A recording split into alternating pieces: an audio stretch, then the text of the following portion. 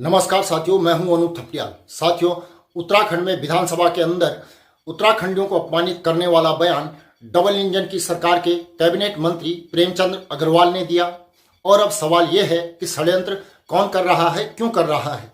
Premchand Agarwal Bharatiya Janata party की धाकड़ धामी की सरकार के लिए मुसीबत का सबब बन चुके हैं, गले की फांस बन चुके हैं, लेकिन उन पर अभी तक कोई एक्शन नहीं हो रहा है।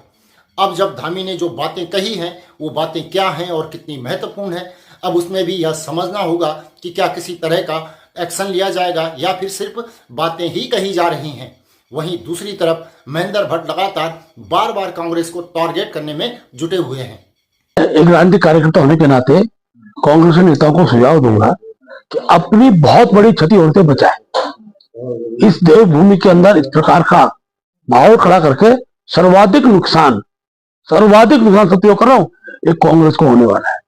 ठीक है, जब कोई व्यक्ति किसी विषय को बोलता है और उसमें खेद प्रकट करता है, उससे क्षमा याचना करता है, तो फिर इस विषय को तूल देने का आशय का क्या अर्थ है। और जिस प्रकार से लगातार मैं देख रहा हूं कि कांग्रेस के नेताओं द्वारा इसको बार बार मैदानी पहाड़ी कह के जो माहौल को बनाने का प्रयास किया जा रहा है, उत्तराखंड की जनता 2027 के चुनाव में कांग्रेस को 19 से 0 पर लाएगी। भारतीय जनता पार्टी के प्रदेश अध्यक्ष महेंद्र भट्ट यह नसीहत तब दे रहे हैं जबकि उत्तराखंड में पूरा बखेड़ा उनके ही संसदीय कार्य मंत्री के असंसदीय बोल के बाद शुरू हुआ है। लेकिन सवाल है कि सियासत क्या न कराए। कांग्रेस इस मुद्दे पर अपनी अलग तरीके की प्रतिक्रिया दे रही है। कांग्रेस का दावा यही है कि यह लड़ाई उत्तराखंडियत और उत्तराखंड के सम्मान की है। स्वाभिमान का मुद्दा है, ये कांग्रेस भाजपा का मुद्दा नहीं है। आप इसको समझ लीजिएगा कि किस अवधारणा के लिए राज्य बना, क्यों इसकी जरूरत पड़ी, क्यों लोगों ने शहादतें दी, हार्ड प्लान्स किसने किया।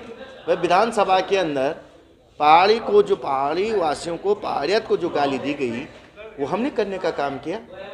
हमने तो यही कहा कि भाई लोग हमें भेजते हैं, हम यहाँ गाली सुनने आ रखे, हम तो इसलिए आ रखे, बजट में हमारा हिस्सा क्या है हम उसको सुनने आ रखे, हमारे लिए क्या नीति बनाई जा रही है, क्या आपकी नियत है, उसको हम जानना चाह रहे हैं। कांग्रेस इस मुद्दे पर प्रेमचंद अग्रवाल को और बीजेपी को लगातार घेरने में लगी हुई है।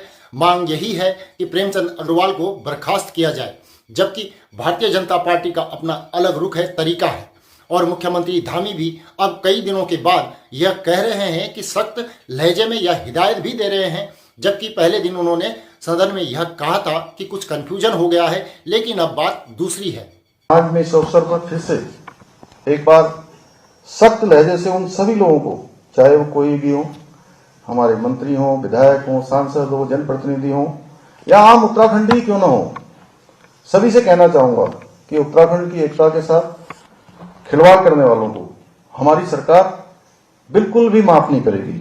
इसलिए आज के बाद इस प्रकार के भड़काऊ बयानों को भी गंभीरता से लिया जाएगा और उत्तराखंड की अस्मिता से खिलवाड़ करने वालों पर सख्त कार्रवाई सुनिश्चित की जाएगी, जो भी हमारी एकता को नुकसान पहुंचाने का काम करेगा। धामी के सख्त लहजे वाले इस बयान में एक बात का संकेत तो साफ साफ दिखाई दे रहा है कि आज के बाद जो बयान आएंगे उन पर कार्यवाही होगी। यानी कि अब सवाल यह है कि क्या प्रेमचंद अग्रवाल को धामी ने एक बार फिर से माफ कर दिया है। इससे पहले जब मंत्री खुलेआम मारपीट करते हुए पकड़े गए थे तब भी उन पर कोई कार्यवाही नहीं की गई थी। धामी ने आज फिर कहा है कि आज के बाद जो इस तरीके के बयान दिए जाएंगे उन पर कार्यवाही होगी। यानी शायद एक बार फिर से प्रेमचंद अग्रवाल भारतीय जनता पार्टी द्वारा बचा लिए गए हैं। साथियों, आपसे निवेदन है कि मैं अपना QR कोड शेयर कर रहा हूं, इसके जरिए आप हमारा जो भी सहयोग है अवश्य करें, हमारे साथ बने रहिए और चैनल को सब्सक्राइब जरूर कर लें। अभी के लिए इतना ही, अगली रिपोर्ट में आपसे जल्दी ही मुलाकात होगी। तब तक के लिए नमस्कार।